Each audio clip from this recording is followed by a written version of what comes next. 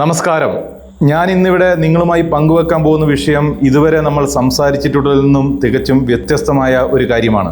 സ്വാഭാവികമായും അനുകൂലിച്ചും പ്രതികൂലിച്ചും ധാരാളം അഭിപ്രായങ്ങളും വിമർശനങ്ങളും ഉണ്ടാവാൻ സാധ്യതയുണ്ട് എന്ന് മനസ്സിലാക്കി തന്നെയാണ് ഇന്ന് ഇതിവിടെ സംസാരിക്കാമെന്ന് ഞാൻ തീരുമാനിച്ചത്. ഒരു ബൈബിൾ വചനം നിങ്ങൾ ശ്രദ്ധിച്ചിട്ടുണ്ടാവും, കാണാൻ കണ്ണുള്ളവർ കാണട്ടെ, കേൾക്കാൻ ചെവിയുള്ളവർ കേൾക്കട്ടെ എന്ന്.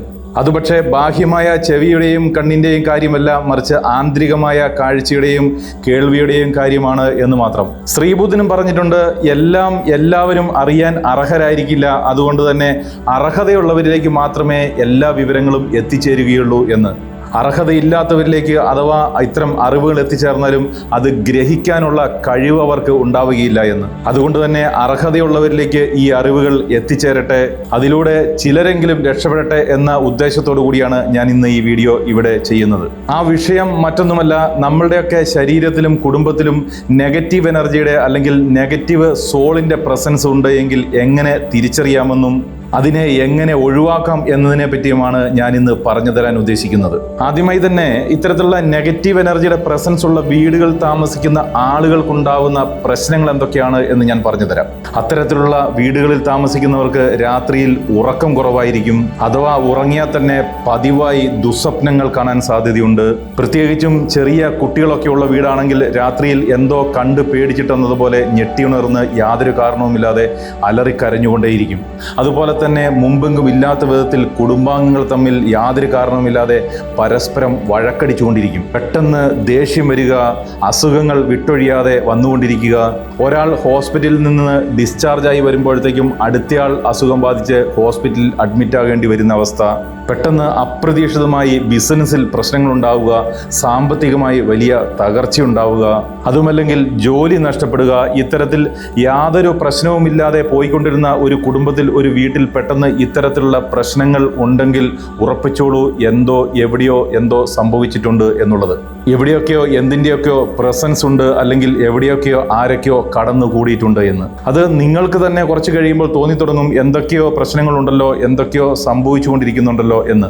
എന്നാൽ ശരിക്കും ഇത്തരത്തിലുള്ള ഒരു പ്രശ്നമുണ്ടെങ്കിൽ ശരിക്കും നിങ്ങൾ തന്നെയാണ് അതിന് കാരണക്കാർ എന്ന് പറയേണ്ടതായിട്ട് വരും.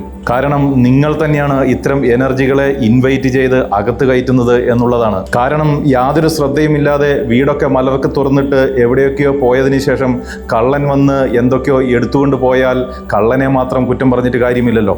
എന്ന് വെച്ചാൽ നിങ്ങളുടെ വീടിൻ്റെ എനർജി അല്ലെങ്കിൽ നിങ്ങളുടെ എനർജി ഇത്തരത്തിലുള്ള സോൾസിന് അല്ലെങ്കിൽ നെഗറ്റീവായ എനർജിക്ക് കടന്നു വരാൻ പാകത്തിലുള്ളതായതുകൊണ്ടാണ് ഇവയൊക്കെ കടന്നു വരുന്നത് എന്നുള്ളതാണ്. അതുകൊണ്ടാണ് ഇത്തരത്തിലുള്ള വീടുകളിൽ അതിൻ്റെയൊക്കെ സ്ഥിരം പ്രസൻസ് ഉണ്ടാവുന്നത്. ചിലപ്പോൾ ചില വീടുകളിൽ താഴത്തെ നിലയിലൊന്നും യാതൊരു പ്രശ്നങ്ങളും ഉണ്ടാവില്ല, പക്ഷേ മുകളിലത്തെ നിലയിലേക്ക് കയറുമ്പോൾ അവിടുത്തെ പല റൂമുകളും കാലങ്ങളായി അടഞ്ഞു കിടക്കുന്നുണ്ടാവും. ഇപ്പോൾ മിക്ക വീടുകളിലും കണ്ടുവരുന്ന അവസ്ഥ അതാണല്ലോ. വലിയ വീടൊക്കെ ആയിരിക്കും, പക്ഷേ താഴത്തെ നിലയിൽ അച്ഛനും അമ്മയും മാത്രമേ ഉണ്ടാവുകയുള്ളൂ. മക്കളെല്ലാവരും വിദേശത്തായിരിക്കും. മക്കളിൽ ആരെങ്കിലും വല്ലപ്പോഴും വരുമ്പോഴായിരിക്കും മുകളിലേക്ക് കയറുന്നത് തന്നെ. അപ്പോൾ ഇത്തരത്തിൽ കാലങ്ങളായി അടഞ്ഞു കിടക്കുന്ന മുറികളിലും ഇത്തരത്തിലുള്ള പ്രശ്നങ്ങൾ ഉണ്ടാവാറുണ്ട്. അപ്പോൾ ഇത്തരത്തിൽ പ്രശ്നങ്ങൾ ഉണ്ട് എന്ന് തോന്നുന്ന വീടുകളിൽ എന്ത് ചെയ്യണമെന്നറിയാമോ? ഇത്തരത്തിൽ എന്തെങ്കിലും പ്രശ്നം തോന്നുന്ന കുടുംബങ്ങളിൽ പതിവായി വീടിന്റെ എല്ലാ റൂമുകളും തുറന്ന് അതിന്റെ ജനലുകളും വാതിലുകളും ഒക്കെ തുറന്ന് അവിടെ കുന്തിരിക്കുമോ സാമ്പ്രാണിത്തിരിയോ എന്തെങ്കിലും ഉപയോഗിച്ച് ധൂമം കത്തിച്ച് പുകയ്ക്കുകയോ ഒക്കെ ചെയ്യുക. എന്നിട്ട് പതിവായി അത്തരത്തിൽ അടഞ്ഞു കിടക്കുന്ന റൂമുകളെല്ലാം രാവിലെയും വൈകിട്ടും തുറന്നിട്ട് വായുസഞ്ചാരം ഉറപ്പാക്കി, സൂര്യപ്രകാശമൊക്കെ ആ റൂമിലേക്ക് ഉറപ്പാക്കി, അവരവരുടെ മതവിശ്വാസം അനുസരിച്ച് നിലവിളക്കോ അല്ലെങ്കിൽ തിരിയോ എന്തെങ്കിലുമൊക്കെ കത്തിച്ചു വെച്ച് മന്ത്രോച്ചാരണങ്ങളും പ്രാർത്ഥനയുമൊക്കെ ചൊല്ലി അതിനെ ഗ്ലൻസ് ചെയ്തെടുക്കേണ്ടതാണ്. 2 ഫ്ലോറുകളുള്ള വീടാണെങ്കിൽ 2 ഫ്ലോറിലും വിളക്ക് കത്തിച്ചു വെച്ച് ഇത്തരത്തിൽ ചെയ്യേണ്ടതാണ്. ഇങ്ങനെ അടുപ്പിച്ച് ഒരു 2 ആഴ്ച ചെയ്താൽ തന്നെ അവിടുത്തെ എനർജികൾ ഒരുവിധം ക്ലെൻസ് ആവും എന്നുള്ളതാണ്. കൂടാതെ ഓരോരോ മതവിശ്വാസങ്ങളനുസരിച്ചുള്ള മന്ത്രോച്ചാരണങ്ങൾ അല്ലെങ്കിൽ പ്രാർത്ഥനകളൊക്കെ ചെറിയ ശബ്ദത്തിൽ സ്റ്റീരിയോയിലൂടെ സ്ഥിരമായി പ്ലേ ചെയ്ത് വെക്കാവുന്നതാണ്. ഉദാഹരണത്തിന് ഹൈന്ദവ വിശ്വാസമുള്ള ആളുകളാണെങ്കിൽ ഓം ചാൻറ്റിങ് പ്ലേ ചെയ്ത് വെക്കാം, അങ്ങനെ എന്തും ചെയ്യാം. അതുപോലെ തന്നെ ഒരു മുറികളും സ്ഥിരമായി അടച്ചിടാതിരിക്കാൻ ശ്രദ്ധിക്കുക. അങ്ങനെ ഒരു ഓപ്പൺ എനർജി പാസിംഗ് ഉള്ള ഒരു ഏരിയയായി നിങ്ങളുടെ വീടിനെ കൺവേർട്ട് ചെയ്തെടുക്കുക. അങ്ങനെ വരുമ്പോൾ എവിടെയും ഒരു സ്റ്റക്ക് എനർജി ഇല്ലാതിരിക്കും എന്നുള്ളതാണ്. അതുപോലെ തന്നെ ഏറ്റവും ശ്രദ്ധിക്കേണ്ട മറ്റൊരു കാര്യം, നമ്മളുടെ വീട്ടിലും നമ്മളിലും പോസിറ്റീവ് എനർജി സൃഷ്ടിച്ചെടുക്കുക എന്നുള്ളതാണ്. അവിടെ ഏറ്റവും ശ്രദ്ധിക്കേണ്ട ഒരു സവിശേഷത എന്താണെന്ന് അറിയാമോ? നെഗറ്റീവ് എനർജിക്ക് വന്നു കയറാൻ പ്രത്യേകിച്ച് ഇൻവിറ്റേഷൻ ഒന്നും ആവശ്യമില്ല എന്നുള്ളതാണ്. എന്ന് വെച്ചാൽ നമ്മൾ പ്രത്യേകിച്ച് ഒന്നും ചെയ്യേണ്ടതില്ല എന്നാണ്. നമ്മുടെ വീടിൻ്റെ ഫ്രീക്വൻസിയും നമ്മളുടെ ഫ്രീക്വൻസിയും ഒക്കെ നെഗറ്റീവ് ബയാസിലാവുമ്പോഴാണ് അത് വന്നു കയറുന്നത്. പക്ഷേ പോസിറ്റീവ് എനർജി വന്നു കയറുന്നത് നമ്മളും വീടും പോസിറ്റീവ് ബയാസിലാകുമ്പോൾ മാത്രമാണ്. എന്ന് വെച്ചാൽ നമ്മളും നമ്മുടെ വീടും പോസിറ്റീവ് ബയാസിലാണെങ്കിൽ നെഗറ്റീവ് എനർജി അവിടെ പ്രവേശിക്കില്ല എന്ന് മാത്രമല്ല, പോസിറ്റീവ് എനർജി അവിടെ ഒരു രക്ഷാകവചമായി പ്രവർത്തിക്കുകയും ചെയ്യും. എന്ന് വെച്ചാൽ നമ്മുടെ വീടിൻ്റെ ഫ്രീക്വൻസി നെഗറ്റീവ് ബയാസിലാണെങ്കിൽ മാത്രമേ നെഗറ്റിവിറ്റി അവിടെ വന്ന് കയറുകയുള്ളൂ എന്നർത്ഥം. അപ്പോൾ നമ്മളുടെ വീടിൻ്റെ ഫ്രീക്വൻസി നെഗറ്റീവ് ബയാസിലാകുന്നതിന് കാരണം നമ്മൾ വീട് മുഴുവൻ അടച്ചിട്ട് വൃത്തിയാക്കാതെ, അതത് മതാചാരപ്രകാരമുള്ള ചടങ്ങുകളും പ്രാർത്ഥനകളൊന്നും നടത്താതെ, വായുസഞ്ചാരമില്ലാതെ, സൂര്യപ്രകാശമേൽക്കാതെ എപ്പോഴും ഇരുട്ട് നിറഞ്ഞു നിൽക്കുമ്പോഴാണ്.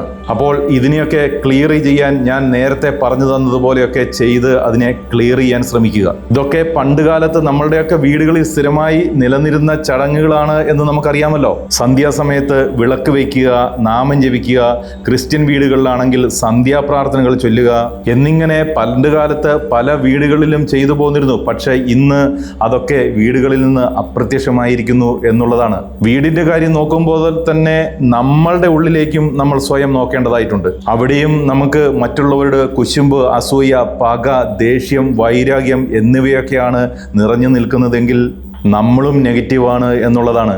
അതുകൊണ്ട് തന്നെ ഇത് രണ്ടും കൂടെ ചേരുമ്പോഴാണ് നമ്മൾ നെഗറ്റിവിറ്റിയെ അട്രാക്റ്റ് ചെയ്യുന്നത് എന്നുള്ളതാണ് വസ്തുത. അതുകൊണ്ട് തന്നെ വീടിനെ ഞാൻ ഇത്രയും നേരം പറഞ്ഞതുപോലെയൊക്കെ ചെയ്ത് പരിപാലിക്കുന്നതിനോടൊപ്പം നമ്മളിലെ നെഗറ്റിവിറ്റിയെ അകറ്റുന്നതിന് വേണ്ടി മെഡിറ്റേഷൻ ചെയ്യുക, അല്ലെങ്കിൽ മന്ത്രജപങ്ങൾ, പ്രാർത്ഥനകളൊക്കെ ദിവസവും പതിവായി ചെയ്യുക. അങ്ങനെ നമ്മൾ പതിവായി ഇതൊക്കെ ചെയ്യുന്നതിലൂടെ നമ്മളിലേക്ക് ഇൻവൈറ്റ് ചെയ്യുന്നത് ഡിവൈൻ എനർജീനെയാണ്, അല്ലെങ്കിൽ പോസിറ്റീവ് എനർജീനെയാണ് എന്നുള്ളതാണ്.